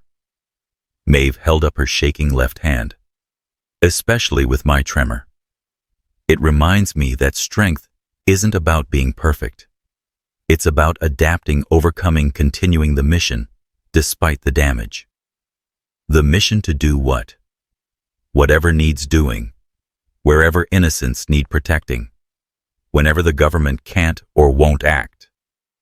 Ghosts with a conscience, Petrov mused. There's something poetic about that. A new message arrived this time from Agent Ellison. When you're ready for the next operation, call this number. There's always another monster that needs stopping. Another victim that needs saving. Welcome back, Ghost Unit. Maeve looked at her team. Her family, really. Broken, scarred, damaged, but undefeated. Tomorrow they'd find a new base, set up new identities, begin their new mission. But tonight they'd saved 43 children and found something they'd lost in Prague: purpose. One more thing, she said, pulling out her phone. She found Liam's live stream still going, the kid still talking about what happened at the gun store. She typed a message in his chat. Real strength isn't about what you can do. It's about what you choose to do with what you can do. Remember that. GS6. The chat exploded, but Maeve was already walking away, her team beside her. Behind them, the cathedral stood silent, keeping its secrets. Ahead, the city sprawled with all its darkness and light, its monsters and innocence, its need for the kind of heroes nobody would ever know about. Ghost Unit was dead. Long live Ghost Unit. As they disappeared into the Port Cascade night, Rodriguez sent one last message. The girl's awake. She asked who saved her. I told her it was ghosts. She said she believes in ghosts now. So do I. Maeve smiled, her tremor steady at 4.7 seconds. Her aim still true, her purpose finally clear. Sometimes the best missions were the ones that never officially happened, performed by people who didn't officially exist, saving lives that officially didn't matter. But they mattered to Ghost Unit. And in the end, that was enough. The sound of sirens faded as they walked deeper into the city. 4 shadows with 6 million reasons, each to disappear. But one shared reason to stay there was work to be done. And they were the only ones broken enough to do it right. The morning sun cast long shadows through the hospital windows as Rodriguez sat beside the girl's bed, his one good hand holding her small fingers. She hadn't spoken yet, but her eyes followed his every movement with the hypervigilance of a child who'd learned not to trust adults. What's your name? He asked again gently in the broken Romanian he'd picked up during operations in Eastern Europe. This time finally she whispered, Anna. The door opened and Captain Ellison entered, followed by a woman in an FBI windbreaker. Mr. Rodriguez, you're under arrest for— No. Anna's voice cracked as she gripped Rodriguez's hand tighter. Please, he saved me. Don't take him. The FBI agent stepped forward. Sweetie, we need to— I said no. Anna's heart monitor spiked, and a nurse rushed in. Everyone out, the nurse ordered. You're distressing my patient. Captain Ellison pulled the FBI agent aside. Give me 5 minutes. Outside Anna's room, he made a call. We have a problem. The girl won't let Rodriguez leave, and he won't abandon her. Yes, sir, I understand, but— Ghost unit. They're ghosts, sir. They don't exist anymore. Meanwhile, across the city, in a nondescript office building, Maeve stood before a wall of monitors showing news coverage of the dock raid. Every channel had a different spin, but none mentioned Ghost Unit. The official story was that anonymous tips had led FBI to the containers just in time. Clean, Marcus observed, sipping coffee that probably cost more than most people made in a day, their first purchase with their newfound wealth. No trace of us. Except Rodriguez, Nicola pointed out, adjusting the ice pack on her leg. He's exposed. Maybe that's not a bad thing, Petrov said, surprising them all. One visible hero gives the story a face, makes people believe justice was served. Maeve's phone rang. Agent Ellison. Your man won't leave the girl and she won't let him go. Media's gathering. This could get complicated. Define complicated. Immigration wants to deport her. She's undocumented, no family they can find. Rodriguez is her only lifeline, but if he stays visible, he becomes a target for whoever was running the trafficking ring. Maeve looked at her team. We need an extraction plan. For Rodriguez, Marcus asked. For both of them. The plan came together with the fluid efficiency that had made Ghost Unit legendary. Petrov hacked hospital records, creating a paper trail showing Anna as Rodriguez's niece visiting from Romania. Marcus contacted old allies in State Department, calling in favors from operations that never happened. Nicola handled logistics, safe house medical support, new identities if needed. But when Maeve arrived at the hospital dressed as a social worker, complete with fabricated credentials Petrov had inserted into the system, she found Troy Kincaid in Anna's room. What are you doing here? She asked, though she kept her voice neutral, professional. Troy looked different, humbled, maybe even broken. After what happened at the store, I couldn't stop thinking about what you said about second chances. I heard about the raid on the news, saw this guy's picture. He nodded at Rodriguez. Recognized him from the store. Figured if he was willing to stay and help, maybe I could too. This isn't your fight, isn't it? Troy pulled out his phone, showing a GoFundMe page.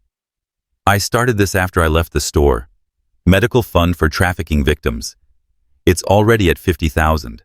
Turns out, when people heard what happened, the real story, not the official one, they wanted to help. Rodriguez looked at Maeve, eyebrows raised. She gave an almost imperceptible nod. Anna, Rodriguez said gently. This is Troy. He's a friend. He wants to help. Anna studied Troy with those two old eyes. You don't look like a soldier. I'm not, Troy admitted. I'm just someone who learned a hard lesson about judging people. Your friend Rodriguez, he taught me something important. Real strength is staying when it would be easier to run. The FBI agent returned, impatient now. Mr. Rodriguez, we need to process you. Actually, Maeve interrupted, handing over expertly forged documents. Mr. Rodriguez has diplomatic immunity, cultural attaché to the Romanian embassy here, on special assignment to assist with the victim recovery. The agent examined the papers, made a call, frowned at whatever she heard. These check out, but nothing. Agent Ellison's voice came from the doorway, not the police captain, but his NSA brother. Mr. Rodriguez is a recognized diplomat.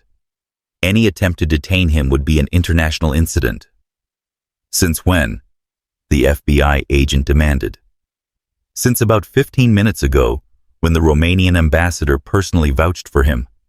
Amazing what governments will do when you remind them 40 of their citizens were just rescued from slavery. Anna looked confused by all the English flying over her head, but she understood enough. Rodriguez wasn't leaving. She finally relaxed, exhaustion overtaking fear.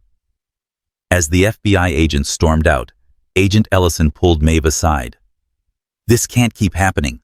Ghost Unit needs to stay dead. Tell that to the 43 kids who are alive because we didn't. I'm serious. There are rumors already.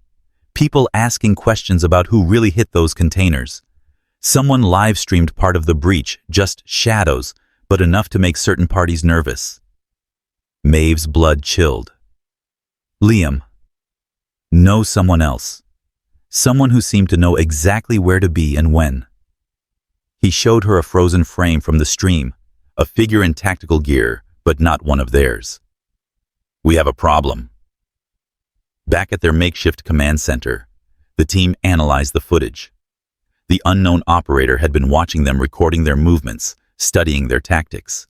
It's not government, Marcus said with certainty. Wrong equipment, wrong posture. Private military, Nicola suggested. Or someone connected to the trafficking ring, Petrov added, enhancing the image.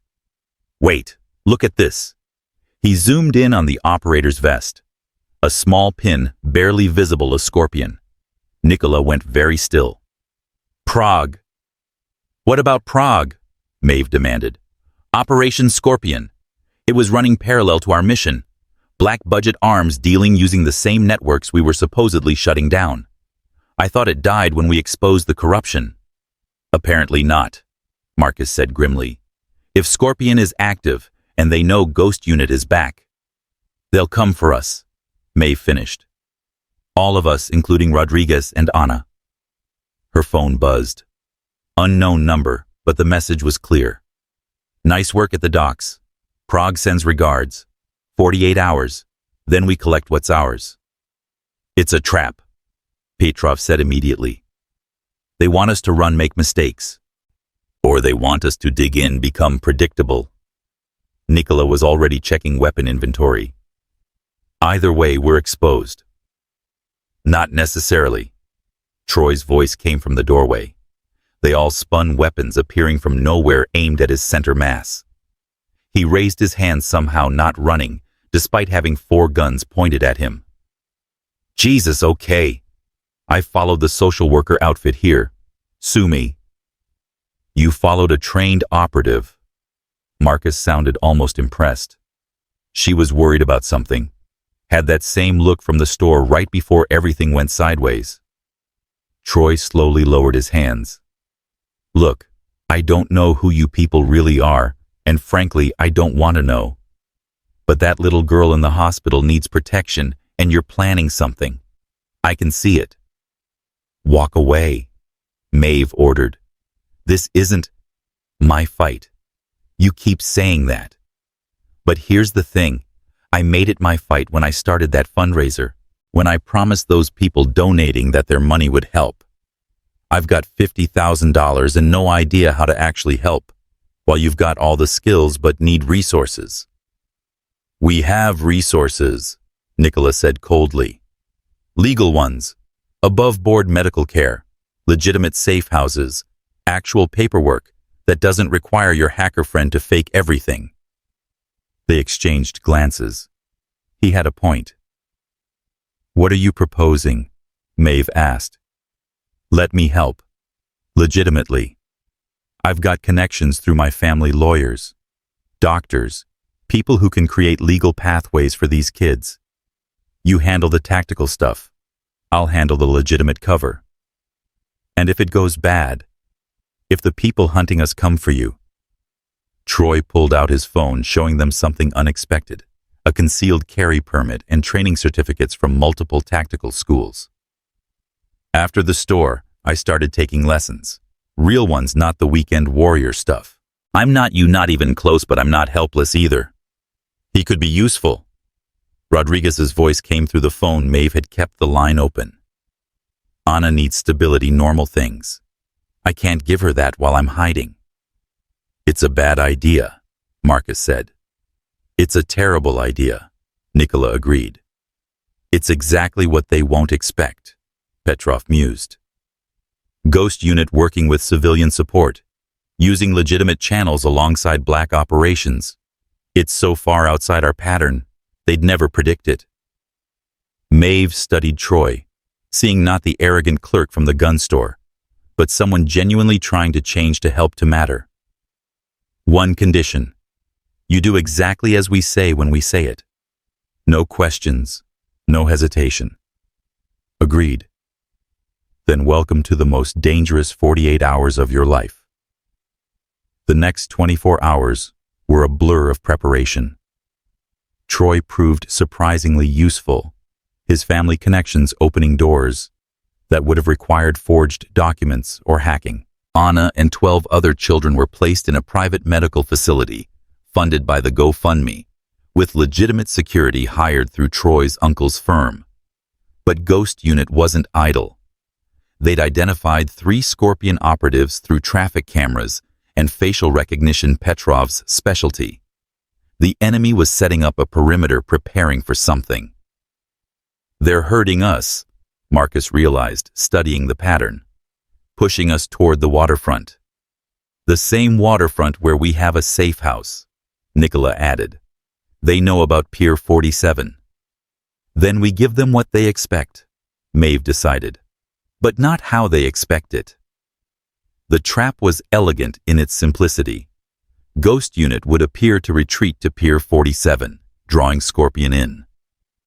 But Troy would be live-streaming the whole thing, not obviously just another of his updates about the trafficking victims happening to be near the waterfront. Thousands of witnesses, making it impossible for Scorpion to act overtly, unless they don't care about witnesses, Marcus pointed out. They care, Agent Ellison assured them through the secure line. Scorpion exists in the shadows. Public exposure would destroy them. That's why they've waited 15 years. They needed Ghost Unit to surface somewhere they could act without cameras. So we make sure there are always cameras, Troy said, understanding. I've got 3 million followers now. They'll watch whatever I stream. The second night came fast. Anna was stable, asking for Rodriguez every few minutes, but accepting Troy as a substitute when needed. The other children were recovering, some reunited with families, others beginning the long process of finding new homes.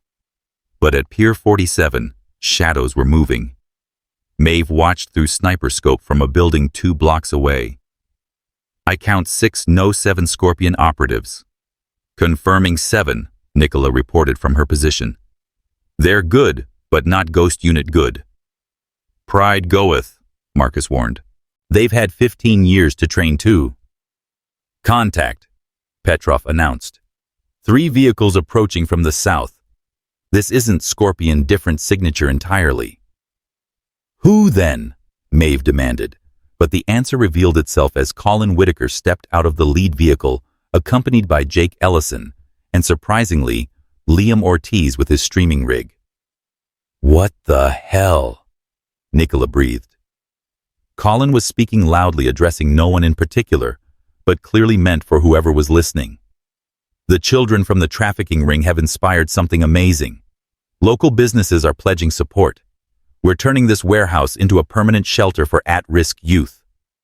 Liam was streaming, narrating to his audience. This is where it happened, guys. Where those heroes, whoever they were, saved 43 kids. Now it's going to become a place of hope.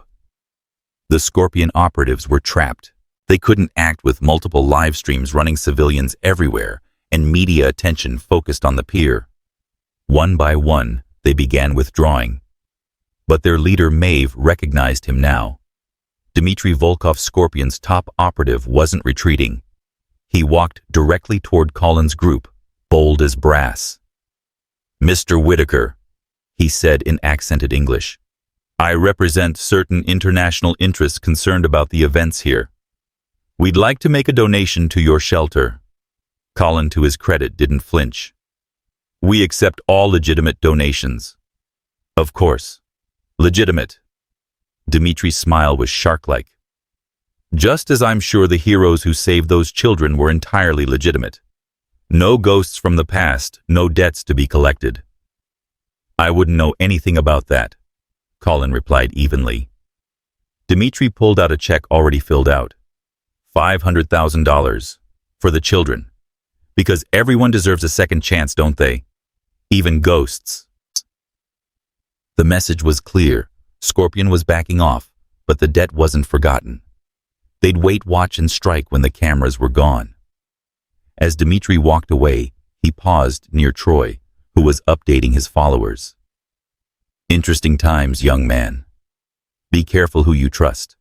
Sometimes heroes and villains wear the same faces. Troy, surprising everyone watching through scopes and cameras, didn't back down. Maybe. But I've learned to judge people by their actions, not their appearances. And anyone who saves kids from slavery is a hero in my book. Even if those heroes have blood on their hands. Especially then, it means they chose to use those hands for good. Dimitri laughed a cold sound. Idealistic. You'll learn eventually that everyone has a price. Maybe, but I've also learned that some things are priceless. Like second chances, like redemption, like 43 kids getting to have actual lives. The Scorpion operative studied Troy for a long moment, then walked away. The immediate threat was over, but everyone knew it was just a postponement. Later, back at the hospital, Rodriguez sat with Anna as she slept, her small hand still gripping his. Troy was in a chair nearby, laptop open, responding to messages from donors. Final count, Rodriguez asked. 800,000 and climbing, enough to provide medical care, therapy, education, whatever they need. You did good, kid. Troy looked up surprised. I called an old woman grandma and nearly got everyone killed. And then you learned from it. That's what matters. Rodriguez adjusted Anna's blanket with his one good hand. Maeve was right.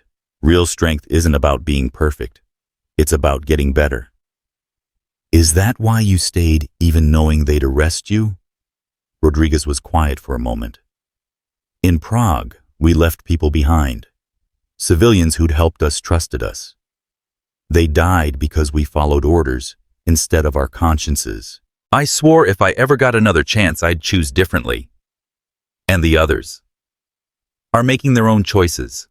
Maeve's probably watching us through a scope right now, making sure we're safe. Nicola's planning 17 contingencies for if Scorpion comes back.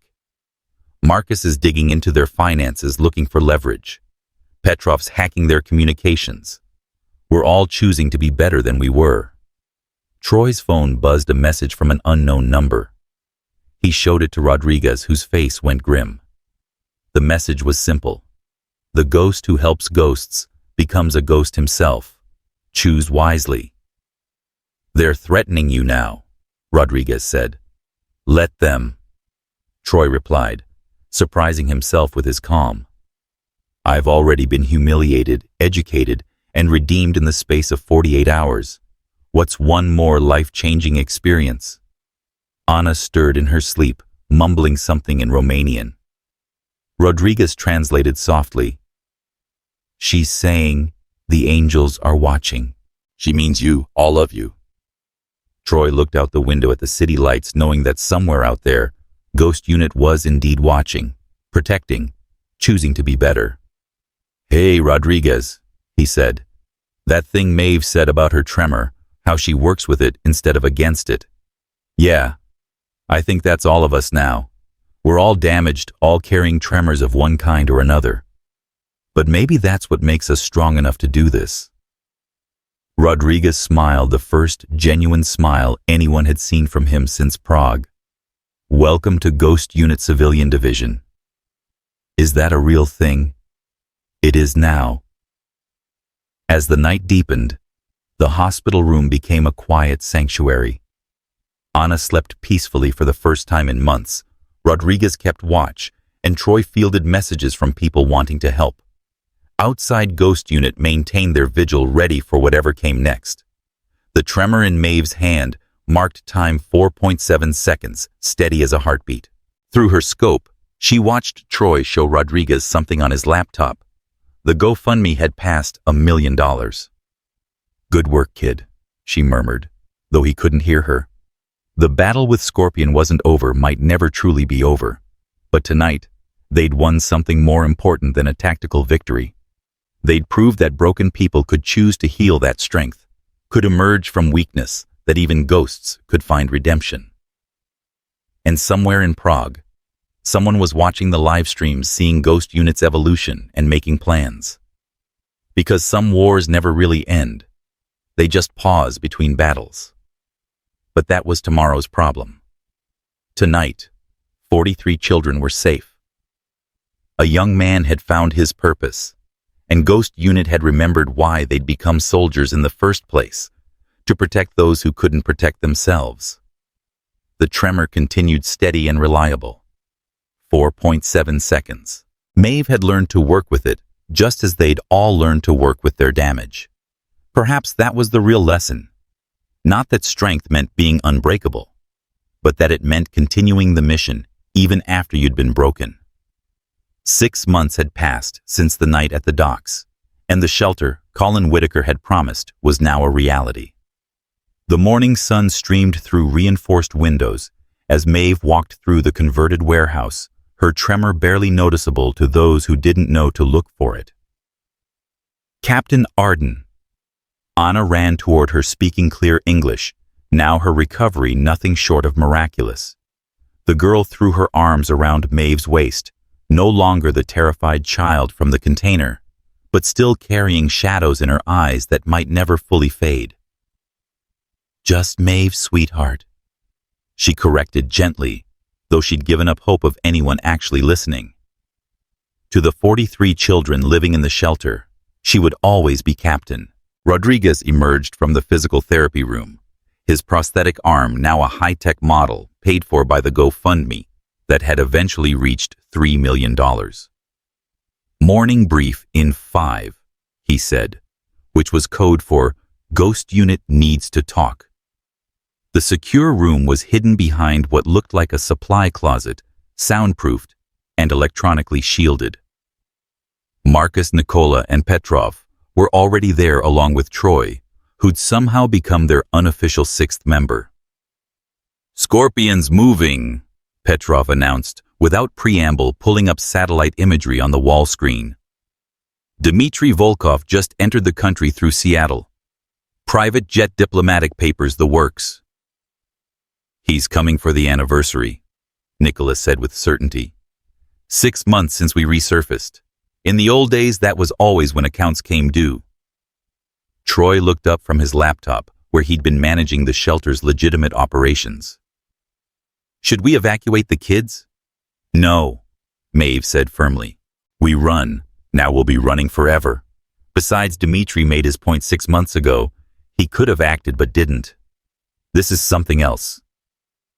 Marcus pulled up his own intelligence gathered through networks that supposedly didn't exist. "Word is, Scorpion's been hemorrhaging contracts. Our raid exposed too much of their network. International clients are nervous about using them."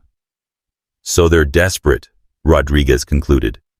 "Desperate operatives make mistakes." "Or they make deals," Maeve countered. She'd been thinking about this for months, planning for when Scorpion inevitably returned. What if we could end this permanently? The room went quiet. Everyone knew what permanently meant in their world. "You're not suggesting we take out Scorpion," Nicola said slowly. "That's 100 operatives minimum. We're 5 people with a collective age of 312. Petrov supplied helpfully. "We're not taking them out," Maeve clarified. "We're offering them the same thing we got a second chance." Troy nearly choked on his coffee. "You want to rehabilitate an entire private military company. I want to give them an option besides being international criminals. Look at us. We were worse than them once. We did terrible things for what we thought were good reasons. The only difference is we got a chance to choose differently." This is insane, Marcus said, but there was something in his voice that suggested he was considering it. Agent Ellison might support it, Rodriguez offered. He's been saying the NSA needs deniable assets for operations they can't officially sanction, legal gray areas where official forces can't operate. Turn Scorpion into Ghost Unit's expansion pack. Nicola laughed, but it wasn't dismissive. It's so audacious it might actually work. Or get us all killed, Petrov added pragmatically. Maeve's phone buzzed. Unknown number, but she recognized the pattern. Dmitri was ready to talk. The meeting place was familiar Harborline Arms, now rebuilt and under new management after Collins' reforms. The irony wasn't lost on anyone. Where Maeve had been dismissed and mocked, she now walked in as an honored guest, employees nodding respectfully as she passed. Dmitri Volkov sat in the range's observation deck, watching shooters practice below. He looked older than 6 months should account for gray creeping into his dark hairlines etched deeper around his eyes. Ghost 6, he greeted without turning. Or should I call you Captain Arden now that you're officially resurrected? Maeve is fine. We're not in the field anymore, Dmitri. Aren't we? He turned finally, and she saw exhaustion there, the kind that came from running too long. Every day is a battlefield when you're hunted by your own past. It doesn't have to be. He laughed bitterly. Easy for you to say. You got your clean slate, your redemption arc. My men are still out there marked as terrorists, criminals, worse. Half of them don't even know what they really signed up for. Just like we didn't know. Until Prague. Prague. He said it like a curse and prayer combined. Everything always comes back to Prague. Maeve sat beside him, noting how his hand never strayed far from the concealed weapon at his hip. Old habits. What if I told you there was a way out for all of Scorpion? I'd say you're setting a trap. I'm offering a job. She pulled out a tablet showing him classified documents Agent Ellison had authorized her to share. 63 operations in the past 6 months that the U.S. couldn't officially undertake. 47 still pending, all requiring specialized skills, deniable assets, people who technically don't exist. Dmitri studied the files, his expression unreadable. You're suggesting we become what contractors for the government that designated us as terrorists? I'm suggesting you become what you probably thought you were signing up to be in the first place, protectors. The shelter we built. It's just the beginning. There are trafficking rings, terrorist cells, cartels, all operating in spaces where official forces can't reach. We need more ghosts. And if we refuse, then you keep running until someone faster catches you. Interpol, CIA, or maybe just time itself. How many of your men have families they haven't seen in years? Children growing up without fathers. Parents dying, thinking their sons are criminals. She saw him flinch and knew she'd hit home. This is bigger than just you and me continuing an old rivalry, she continued. This is about whether broken soldiers get a chance to heal or just keep breaking until there's nothing left. The government would never approve this. They already have. Agent Ellison's voice came from behind them. Neither had heard him approach. He'd learned from the best. Conditional amnesty for any Scorpion operative who agrees to oversight and mission parameters. You'd be ghosts, but legal ghosts. Oxymoron, Dmitri muttered, but he was listening. The conditions. Full disclosure of past operations. Psychological evaluation and treatment as needed. Training on rules of engagement that actually mean something. And integration with Ghost Unit for oversight. You want me to work under Ghost 6? Dmitri's pride flared. I want you to work with all of us, Maeve corrected. Equal partnership, your tactical knowledge, our rehabilitation experience.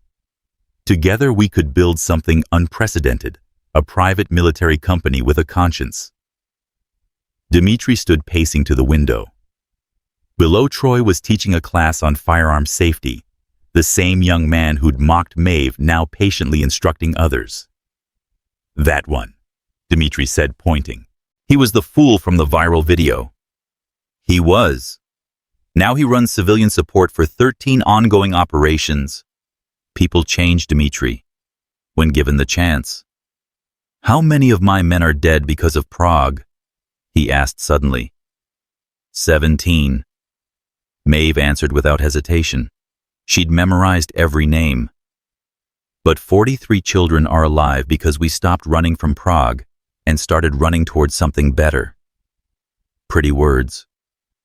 True words. Ask Ana Rodriguez's adopted daughter now.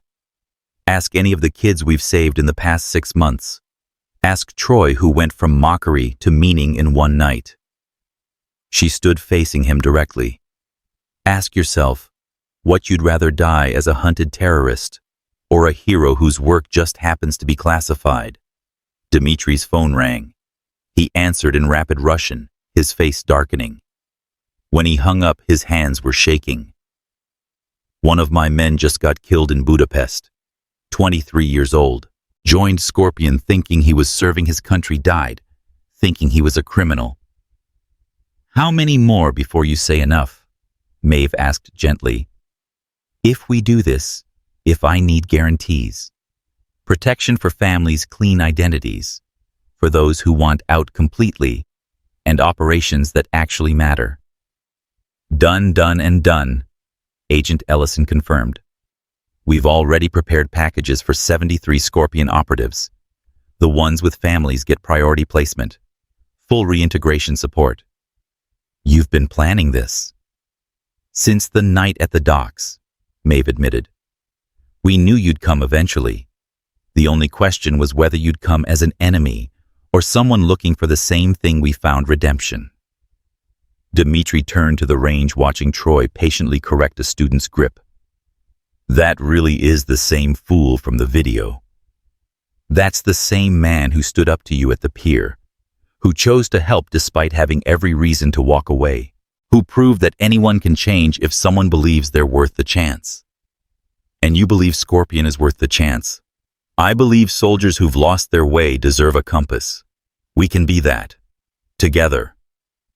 The silence stretched until Troy's class ended below students applauding as he demonstrated proper stance despite admitting his own limitations. The sound seemed to decide something for Dmitri. I need to talk to my men. All of them. This isn't a decision I can make unilaterally. We've prepared a secure location, Agent Ellison said. Neutral ground. You can bring your entire unit. It's a trap. It's a church, Maeve corrected. St. Mary's Cathedral. Same place where Nicola and I met 6 months ago. Same place where Ghost Unit chose resurrection over revenge. 3 days later, the cathedral was full for the first time in years. 71. Scorpion operatives sat in the pews, weapons surrendered at the door, watching as Maeve stood at the altar with her team. I'm not here to preach, she began, her voice carrying clearly. I'm here to tell you the truth about Prague, about Ghost Unit, and about what we've all become. She told them everything. The corruption, the betrayal, the 15 years of running. But more importantly, she told them about the past 6 months. The children saved the trafficking rings, destroyed the choice to be better than their training. When she finished, a young operative stood. He couldn't have been more than 25. Why should we trust you? You're the reason we became hunted. No. Nicola stepped forward, her scarred face visible to all. We became hunted because we were lied to, used and discarded. Maeve just refused to let the lie continue. I hated her for it, tried to kill her for it, but she was right. The truth was the only thing that could free us. Rodriguez spoke next, his prosthetic hand gesturing to encompass the cathedral. 6 months ago, I was ready to die fighting. Now, I have a daughter, a purpose, a reason to wake up that isn't revenge or regret. That's what's being offered here. One by one, Ghost Unit shared their stories. Marcus talked about finding peace in protection rather than elimination. Petrov discussed using his technical skills to save rather than surveil. Even Troy spoke, admitting his own transformation from arrogance to advocacy. "You're not soldiers anymore," an older operative called out. "You're social workers with guns." "Wrong," Dmitri said, speaking for the first time since the meeting began. He'd sat silent in the front row, listening to everything. "They're what we were supposed to be. What we thought we were before the lie was revealed." He stood, turning to face his men. "I've led you for 7 years. Led you into operations that ranged from necessary to unconscionable. I told you we were serving a greater good, even when I suspected otherwise. That ends today." "You're surrendering," someone asked, disbelief evident. "I'm choosing. There's a difference." He looked at each face, men and women who'd followed him through hell. "Each of you has the same choice. Take the amnesty, join this new unit, and do the work we should have been doing all along, or walk away completely clean with new identities and a chance at normal lives." "What about the money?" someone called out. "Scorpion has contracts worth millions." "Blood money," Dmitri replied simply. "It'll be used to fund operations that actually matter. Saving trafficking victims, stopping cartels, protecting those who can't protect themselves." The debate raged for hours. Some operatives stormed out, choosing to take their chances alone. But most stayed, asking questions, demanding details, slowly warming to the possibility of redemption. Anna appeared in the doorway, looking for Rodriguez. Seeing the room full of dangerous people, she should have been terrified. Instead, she walked straight to her adopted father, climbing into his lap with the confidence of a child who'd learned that monsters could choose to become protectors. "Who are all these people?" she asked in her accented English. "Soldiers who are tired of fighting," Rodriguez told her. "Like you were, exactly like I was." She looked around the room, studying faces marked by violence and regret. Then, with the wisdom that trauma sometimes brings to children, she said loudly enough for all to hear, "It's okay to be scared. I was scared too. But the scary people turned out to be the ones who saved me." The room went silent. This tiny girl who'd been merchandised 6 months ago was offering absolution to a room full of killers. "From the mouths of babes," Dmitri murmured. He walked to Maeve, extending his hand. "Ghost unit expands today. Terms as discussed, oversight, accepted missions, parameters agreed. We stop being Scorpion and become what Yin Guardians," Troy suggested from his spot by the door. "People who guard what matters. Guardian unit." Nicola tested the words. It works. The integration wasn't smooth. The first joint operation nearly ended in disaster when Scorpion Guardian operatives tried to use excessive force. But Maeve was there, steady as her tremor, reminding them that strength wasn't about maximum damage, but minimum necessary force.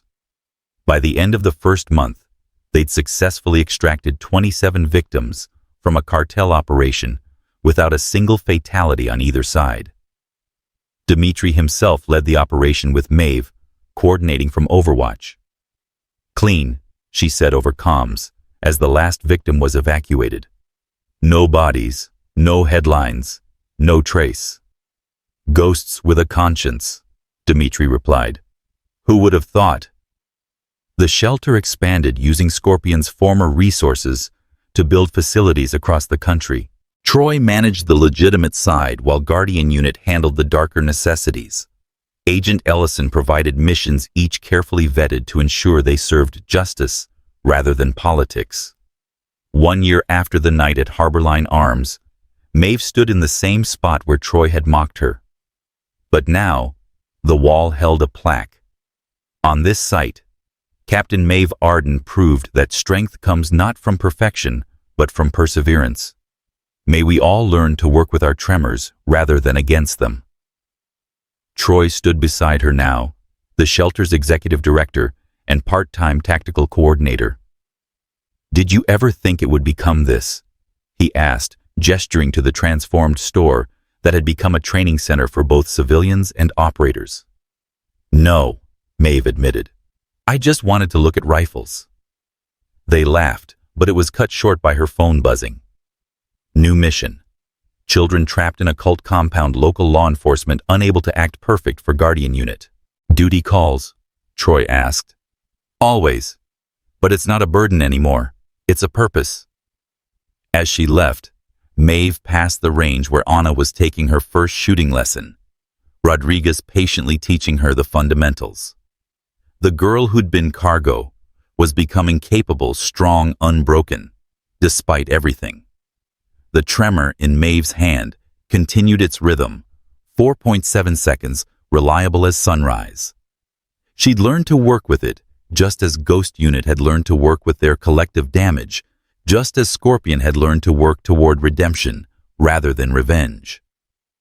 The final operation report, filed in databases that didn't officially exist, would note that Guardian Unit had saved 347 victims in their first year, dismantled 17 trafficking rings, and achieved a zero-casualty rate among civilians.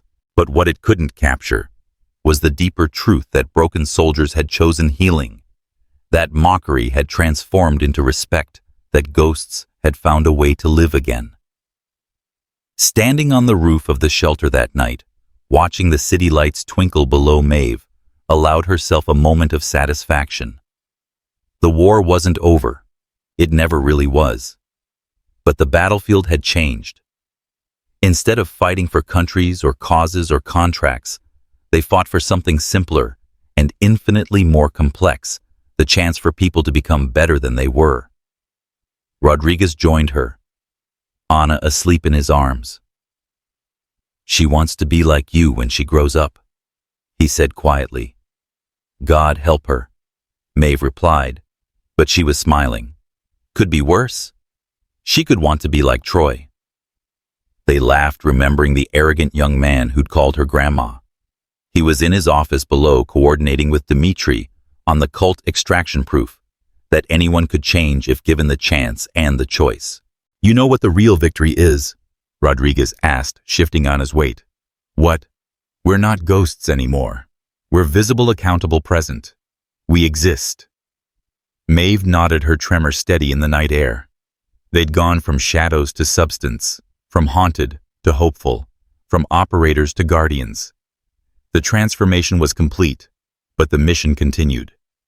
Because somewhere out there, in containers and compounds and corners, where hope had died, people needed ghosts with consciences, soldiers with souls, guardians who understood that true strength came from choosing to protect, rather than simply to survive.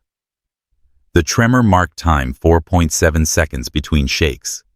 Maeve had learned to shoot between them, live between them, find meaning in the spaces where her body was still.